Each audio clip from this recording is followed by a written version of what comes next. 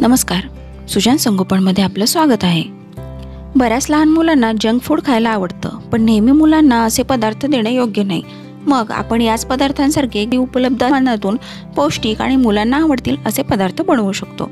आज आपण असाच घरी उपलब्ध असणाऱ्या सामानातून सोप्या पद्धतीचा पिझ्झा बनवूया। सुजान संगोपन या चॅनलवर आपण आपल्या बाळाच्या सुयोग्य आणि सुदृढ वाढीसाठी उपयुक्त माहिती जाणून घेऊ शकता। त्यामुळे चॅनलला लगेच सबस्क्राइब करा आणि सोबत असणारे बेल बटन दाबायला विसरू नका। व्हिडिओ चालू करण्याच्या पूर्वी एक विनंती, आपण आमच्या हस्तकौशल्य या नवीन कलाकुसरीच्या चॅनलला एकदा नक्की भेट द्या।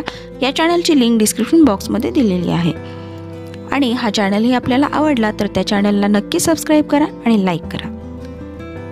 या ठिकाणी मी घरी असलेल्या भाज्या घेतलेल्या आहेत। कांदा, टोमॅटो, गाजर, शिमला मिरची, हा टोमॅटो सॉस आहे, ही काळी मिरी पूड आहे, हे चीज आहे आणि पिझ्झाचा बेस बनवण्यासाठी मी कणिक घेतलेली आहे, जी आपण रोज पोळ्या बनवण्यासाठी वापरतो। तुम्हाला हवं असेल तर तुम्ही याच्यामध्ये आणखीनही भाज्या घालू शकता, जसे की वाटाणा असेल, फरसबी असेल, अशा काही भाज्या तुम्हाला आवडत असतील तर तुम्ही त्यामध्ये घालू शकता। आता त्या कणकेचा मी एक छोटासा बेस बनवून घेते आणि त्याची थोडीशी जाडी ठेवणार आहे आणि आता हा बेस आपण थोडासा तव्यावरती शेकून घेऊया। आता हा बेस मी थोडासा शेकून घेतलेला आहे। आता आपण त्याच्यावरती टॉपिंग करूया। याच्यामध्ये जो टोमॅटो सॉस आहे तोही मी घरी बनवलेला आहे।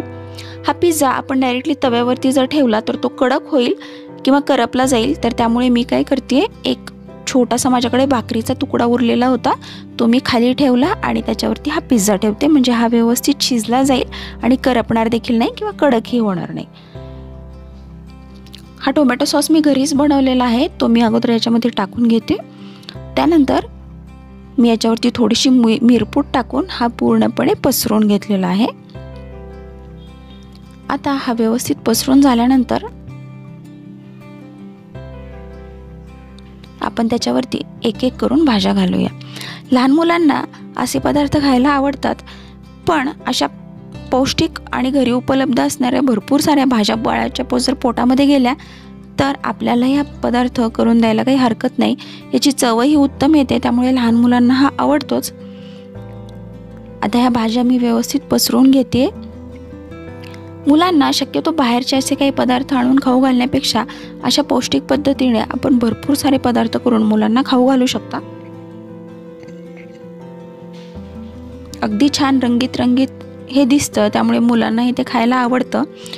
आता या सगळ्या भाज्या पसरवून घेतल्यानंतर मी त्याच्यामध्ये थोडीशी मिरपूड भरभरून घेते आणि थोडासा टोमॅटो सॉस टाकून घेते। बाळाला जर तिखट आवडत असेल तर तुम्ही मिरचीचे छोटे छोटे तुकडे किंवा लाल तिखटही त्याच्यावरती भुरभुरून घेऊ शकता,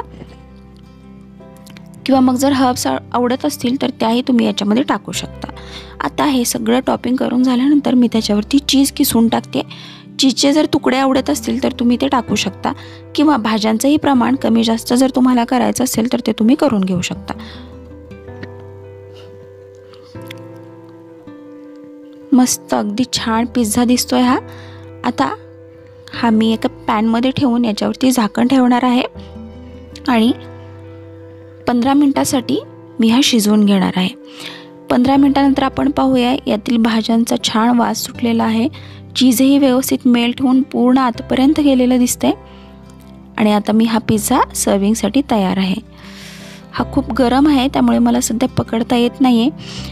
आपण याच्या खाली छोटासा भाकरीचा तुकडा ठेवला होता, त्यामुळे तो कुठेही कडक किंवा करपला गेलेला नाही, पण छान शिजून निघालेला आहे। हा खूप गरम आहे, त्यामुळे मी व्यवस्थित पकडू शकत नाही। हा थोडासा थंड करून मी माझ्या बाळाला सर्व करणार आहे। अगदी छान क्रीमी टेक्स्चर असणारा आणि अगदी चविष्ट असा हा पिझ्झा तयार झालेला आहे। लहान मुलांना हा खायला खूप आवडेल आणि आपणही भरपूर साऱ्या भाज्या आणि घरीच असलेले पदार्थ वापरून हा केल्यामुळे आपल्यालाही त्यातून समाधान मिळेल। छान पिझ्झा माझ्या मुलाला तर आवडतो, तुम्ही हा घरी तयार करून नक्की पहा आणि कसा झाला होता ते सांगायला विसरू नका।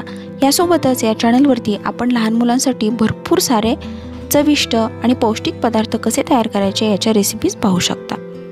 सुजान संगोपन या चॅनलवर आपण आपल्या बाळासाठी भरपूर सारी उपयुक्त माहिती जाणून घेऊ शकता, जसे की हिवाळ्यात बाळाची कशी काळजी घ्यावी, बाळाला बालगुटी देताना कशी काळजी घ्यावी,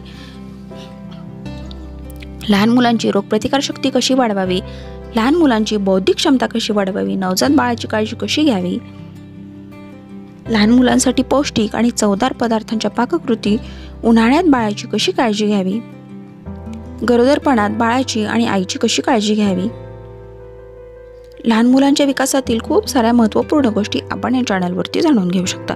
त्यामुळे चॅनलला नक्की सबस्क्राईब करा आणि सोबत असणारं बेल बटन दाबायलाही विसरू नका।